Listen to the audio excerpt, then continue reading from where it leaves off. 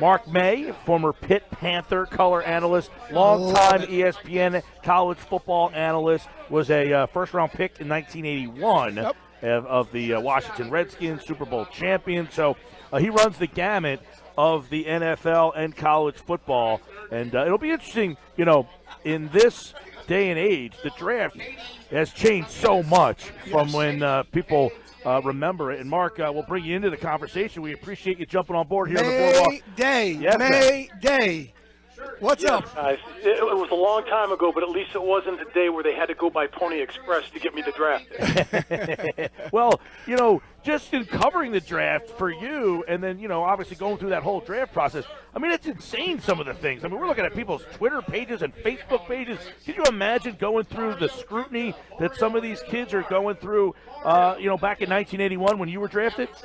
Honestly, I'm glad we didn't have Twitter back in the day and social media, because some of the things we used to get away with. But, it's incredible now, all the attention that the guys get, that people want to gravitate towards them through Twitter and social media. And, you really can't hide anything. You can't hide anywhere now because you're out in the public space and you're out in the public atmosphere. But I think the players really embrace it now and enjoy it now. It's a different era, and almost every year it seems to get bigger and bigger and bigger.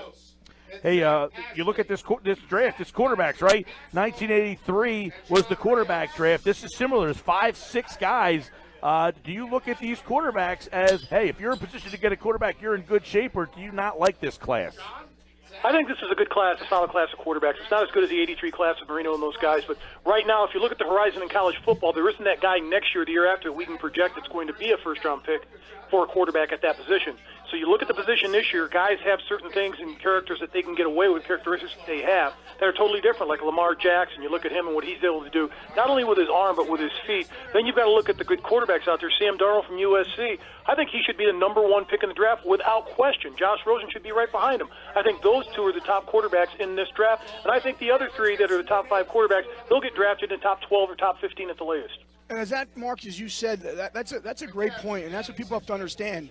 These teams that have needs and they're projecting out, and you said this before, like say there's an offensive line you have a need, and maybe you're not sure this draft is not heavy in your offensive line, but next year you're going to have guys, it's going to be a great draft for that, so you're not too worried about that.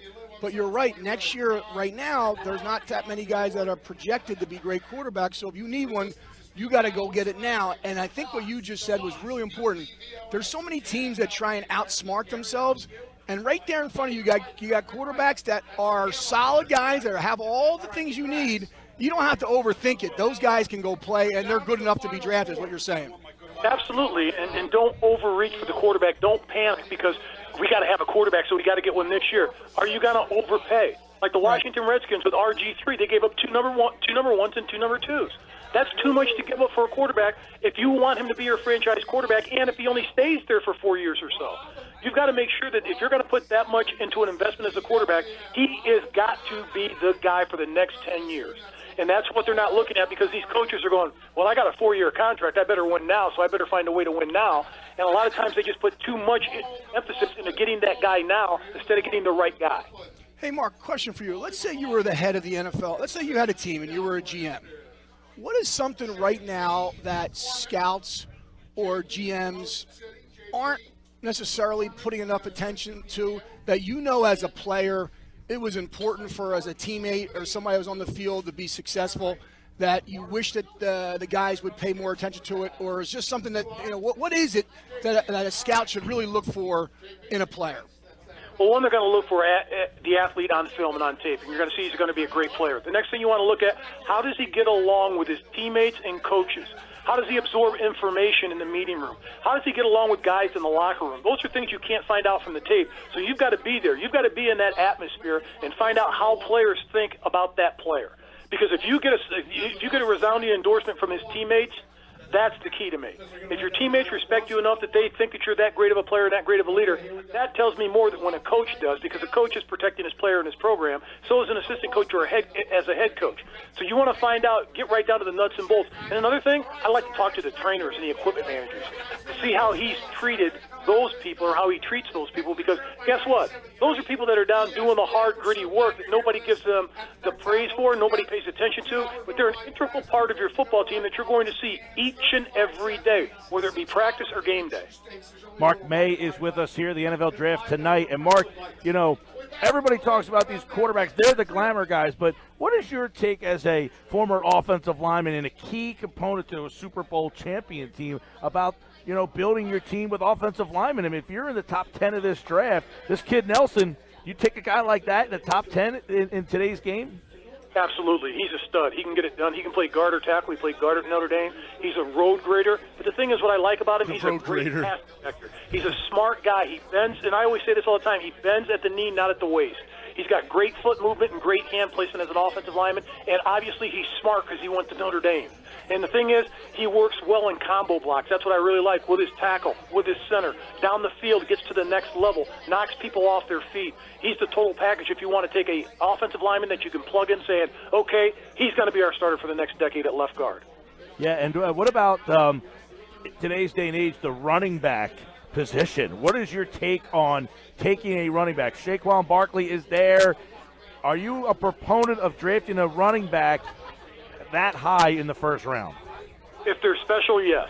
And if you look at Saquon Barkley, he's special. There's no holes in this kid.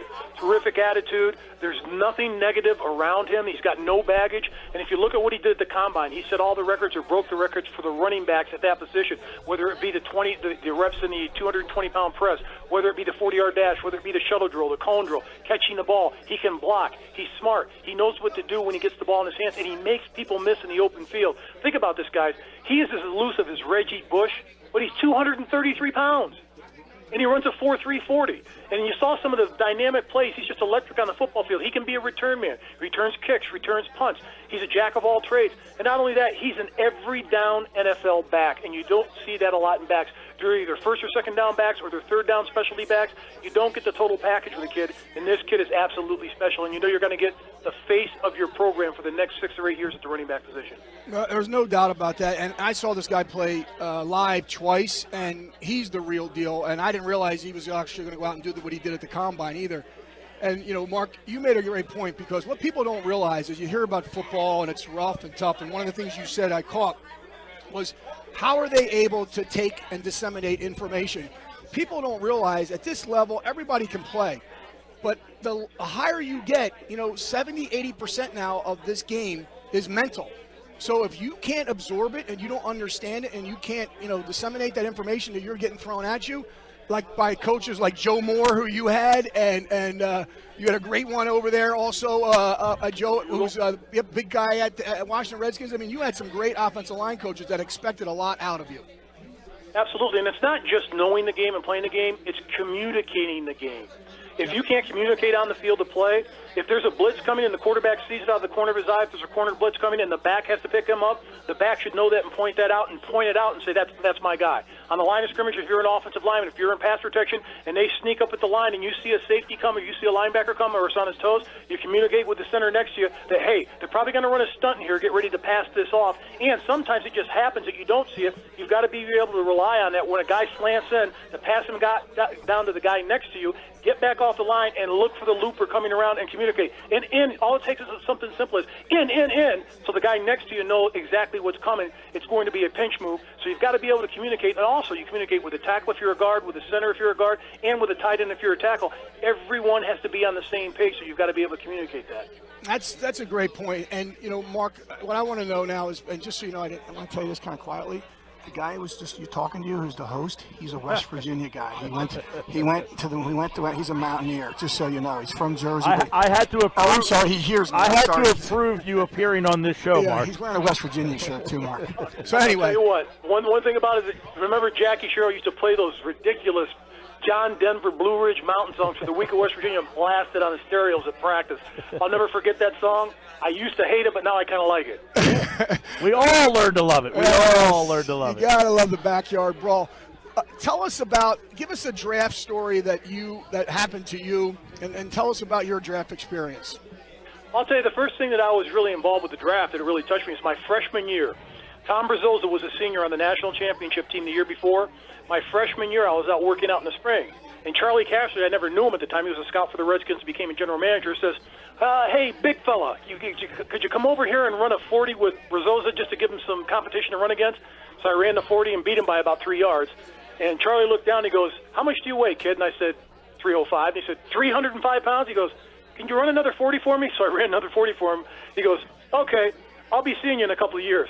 So my senior year, when they came and worked us out, Charlie Cassidy came back again in timing with Bobby Beathard. It's like, we've got the 9th pick in the draft. We're going to find a way to get you. So I'm sitting at the draft. So the 8th pick comes up. Then the 9th pick comes up, the Washington Redskins, and there's a delay because you got to listen to it on the radio because they didn't have like the extravaganza they have now. So then all of a sudden the Redskins trade the 9th pick to Baltimore and get the 20th pick plus some additional picks. And I'm like, well, I guess they lied to me. I'm not going to be a Redskin. So I keep waiting and waiting. I don't get drafted. 20th pick comes, Washington Redskins, Mark May from the University of Pittsburgh. So I end up still going to the Redskins. But going all the way back to my freshman year, I was touched by the NFL in the draft, and that was my first sense that, I had a chance to maybe be drafted in the NFL, and it all came true. 4 years later, the Redskins drafted me. Great story, by the way. Mark May is with us. So, Mark, as we close up here, I would like to get your take on what is the most interesting storyline in this draft, because there's so many quarterbacks at the top. The Giants have Eli Manning. Do they take a quarterback? So when this draft starts tonight at 8 o'clock, what is the thing that you are most interested in finding out the answer to? The first thing is, right now, all the talking heads are saying Baker Mayfield's going to get drafted by the Cleveland Browns. He's going to be their guy, and he's going to be drafted first. First of all, he'd be the first quarterback that was 6 foot tall to be drafted number 1 in the overall draft. Second of all, if Cleveland does their due diligence, I think a lot of their season ticket holders are Ohio State Buckeye fans. Third of all, in the back of their mind, when Oklahoma went to the shoe this year, who was the guy that carried around the Oklahoma flag and planted it right in the middle of the O on the 50-yard line in the shoe? Baker Mayfield. That's right. So if you're gonna alienate about 50% or 40% of your season ticket base, go ahead. But Cleveland, the way that you pick quarterbacks in the last 20 years, I believe it. Mark May, college football Hall of Famer, 2-time Super Bowl champion, part of the Redskins Hogs offensive line, and a longtime college football analyst. Kind enough to join us here. Panther, great, and his Outland Trophy Award winner, retired jersey number. Oh, yes. Hey, some people say he was part of the best team ever to play college football. I mean, Mark was on, what do you want, 3 11-1 teams, Mark? We were 2. 11-1 back to back. We were 22-2. We lost on the road at North Carolina, lost on the road at Florida State. Hey, guys, here's a great story if you've got a quickie. Yep. I want to see what team steps up and drafts Shaquem Griffin, the linebacker from Florida. That is a great story. The kid's got one hand. He went to the draft and set the record, the fastest 40 time in like 10 years for a linebacker, 238 pounds. He ran a 4.3 40. The kid is nothing but a player. I want to see what team has the courage to step up and say, you know what? We don't care about that. We're interested in you as a football player and your character, young man, and we want you. Great point. And a great story. Mark May, everybody. We appreciate it, Mark. May Day. Thanks, buddy. Have a good one.